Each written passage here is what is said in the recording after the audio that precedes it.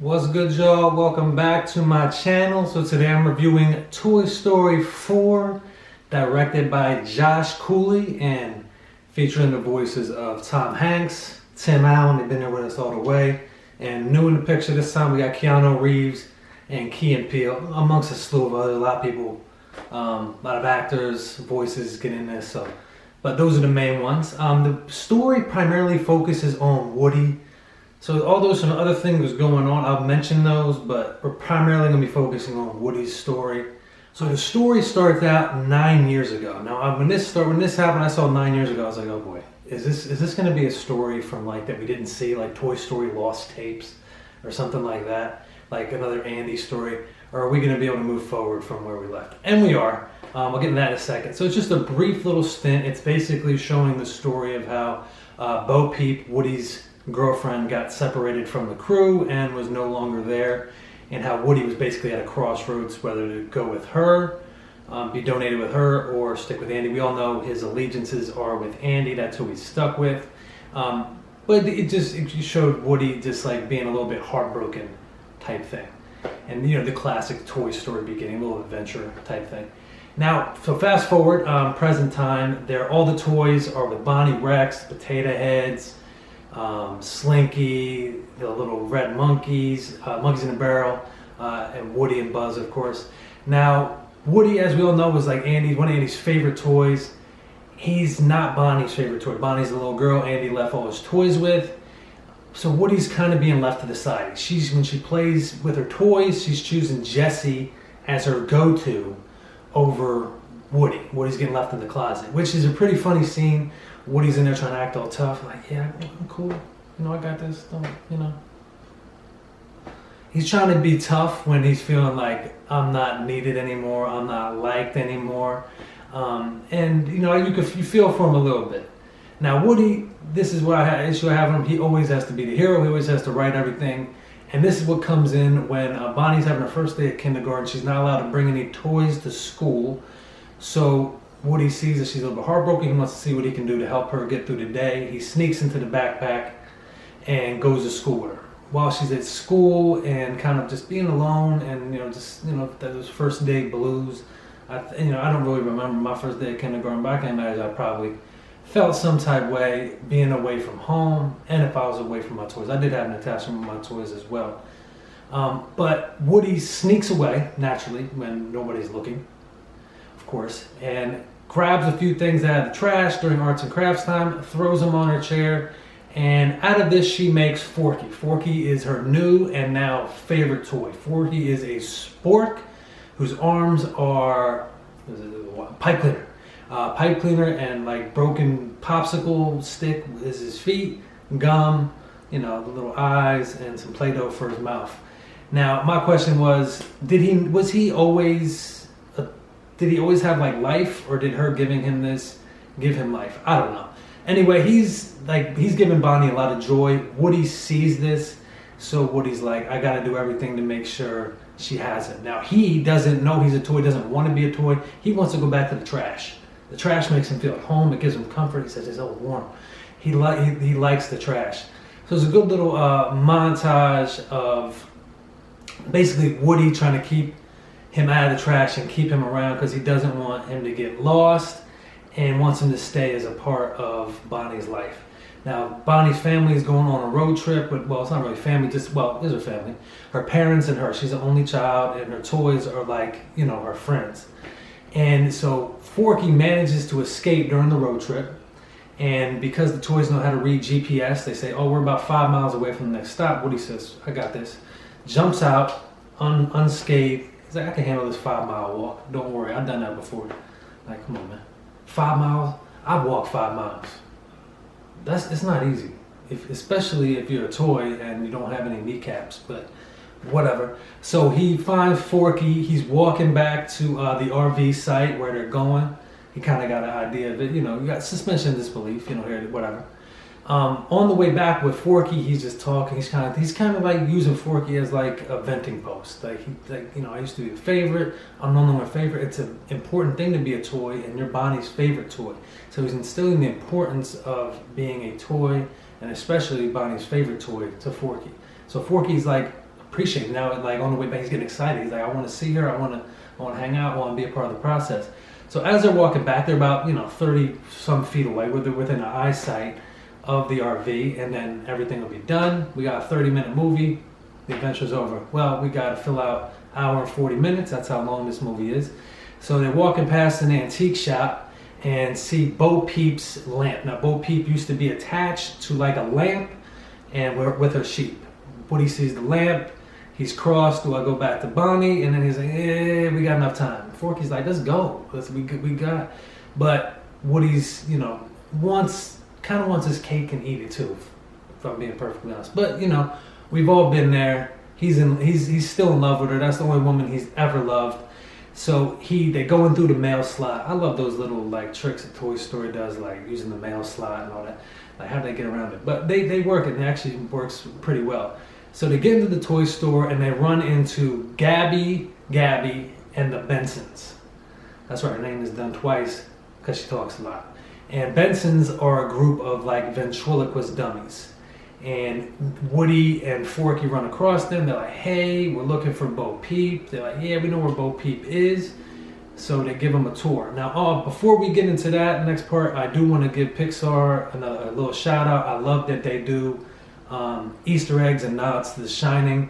When they get in the stroller with Gabby, they're playing Midnight, the Stars and You, which is the song that's played at the very end of The Shining.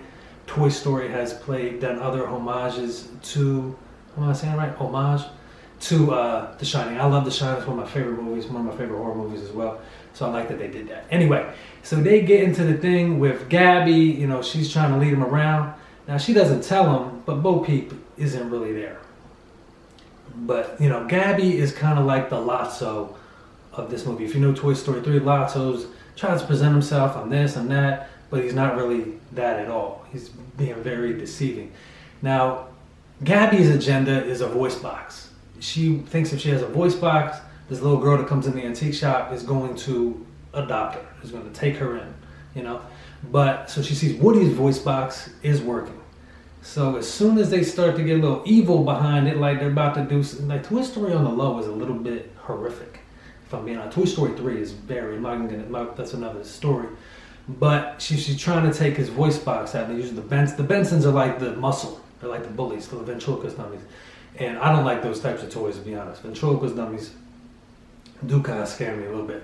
But that's a whole other subject. So they're trying to escape the antique shop, and they're like, forget about it. Let's get out of here. Let's split.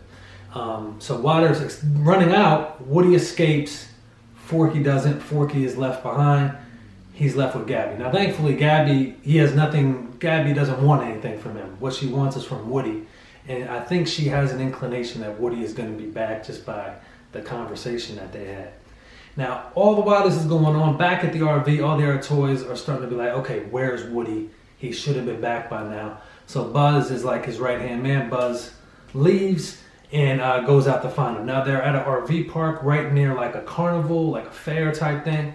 Buzz gets caught up there by one of the carnies and gets put up as a toy on the wall. And there he meets Ducky and Bunny, who are voiced by Key and Peele. It's basically like Key and Peele if they were stuffed animals. It was very fun.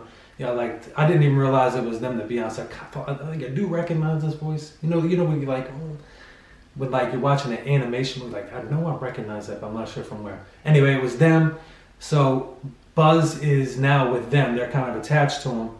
Now, during that time, after Woody left the antique shop, he runs into Bo Peep. Bo Peep is a lost toy. She's just rolling around in this skunk, which I thought was really cool. It's like a remote control car that she has as a skunk. I was like, that's super clever, because like no one wants to be near it. And her partner is this little Polly Pocket. So all of them, Woody and Bo Peep and Buzz and Ducky and Bunny, they all clash. They get back together. They're like, all right, and Woody goes over the situation. What's going on? Forky's back there. Buzz is like, listen, we just got to kind of cut our losses. Let's get back there. That makes sense. Woody doesn't want to do that. Woody wants to get Forky. He knows how happy that he makes Bonnie. So as the toys, to kind of buy time, Jesse goes out with a nail and flattens a tire. Like, they do some like property damage and like I was like, come on, man, that's a little bit messed up. I get it. It's all for the sake of Forky. So anyway, they devise a plot to go back with Bo Peep. Woody naturally is not listening to the plan, gets diverted. They end up mating up with Duke Kaboom, who is voiced by Keanu Reeves. He's kind of like this arrogant, like motorcyclist daredevil. Of course, he has a little backstory what happened with his owner.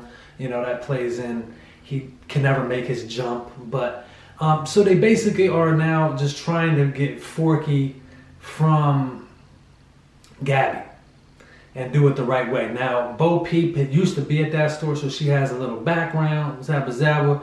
While they're there, Bonnie comes in, and Woody's like, let's go with her. She's right there. But they're like, no. Buzz was like, my bad. Buzz was like, the split, but nah, they gotta get Forky. So they find Forky, and they're about ready to split. They've accomplished their mission. It's a lot of fun. I'm not gonna go into all the details. They have a lot of fun at the carnival. There's some really cool scenes with Duke Kaboom. I don't want to blow that. It's like the whole third act is actually pretty enjoyable and cool. But anyway, they get Forky despite fighting the Bensons, the whole thing.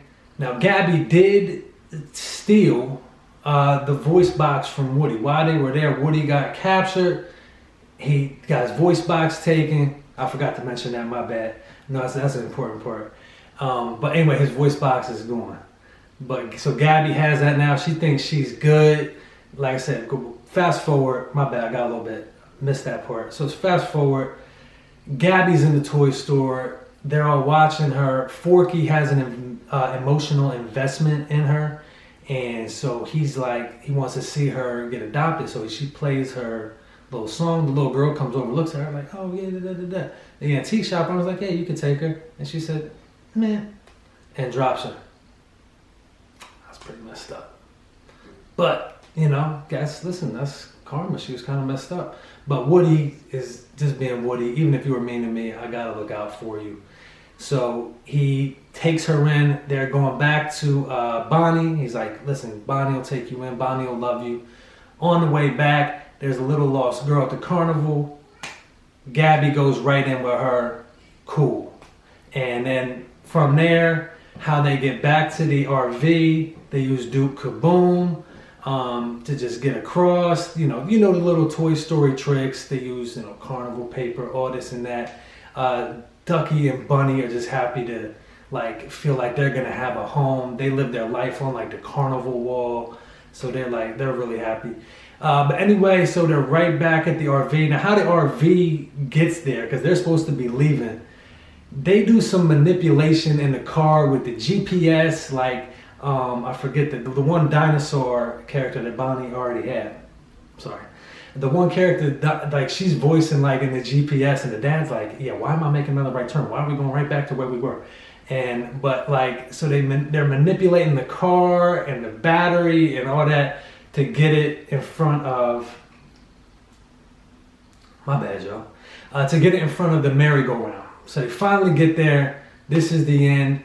I don't want to spoil the very end. It's very good. I can tell you it's going to lead to some decent sequels and going forward, but overall this movie was a fun ride. You will like the ending. If you like the ending of Toy Story 3, you'll like the ending of Toy Story 4. If you like Woody, you'll like this movie. Again, I had a lot of fun with it. I was very anti the movie, to be honest, and I still don't think they should have made it. I get it, it's Disney, they're a machine. They just know how to make product and get that money in. I thought the Toy Story first 3 movies, the trilogy I'll call it, was perfect. Those were 3 very good movies. Some of them you could probably argue are a classic in the animated realm. Toy Story 1 is definitely a classic just for what it opened up. But I wasn't anti. I love the way the Toy Story 3 ended. Watch Toy Story 3 again. As I mentioned earlier in the review, it's on the low horrific. There's some crazy stuff going on. Lotso is way eviler than Gabby. But yeah, I think you guys will enjoy it. Let me know your thoughts if you've already seen it. There will be more Toy Story movies, no doubt, based off the end of this one. But yeah, thank you guys for joining me. I appreciate the time. Y'all be well.